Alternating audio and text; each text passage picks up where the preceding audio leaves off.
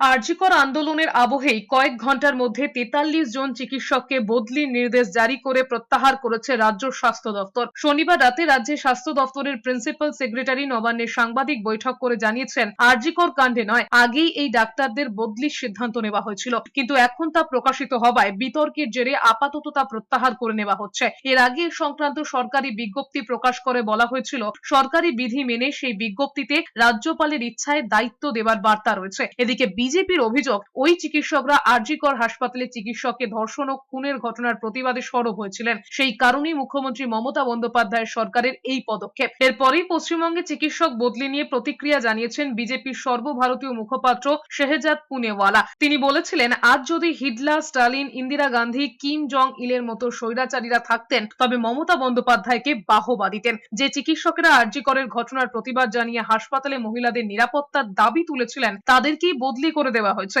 অন্যদিকে চিকিৎসক সংগঠনের ইউনাইটেড ডক্টরস ফ্রন্ট অ্যাসোসিয়েশনের তরফে বদলির প্রতিবাদ জানানো হয়েছিল। এক্স পোস্টে বিবৃতিতে বলা হয়েছিল, এই শাস্তিমূলক পদক্ষেপ কিন্তু ন্যায় বিচার ও নিরাপত্তার দৃঢ় প্রতিজ্ঞ।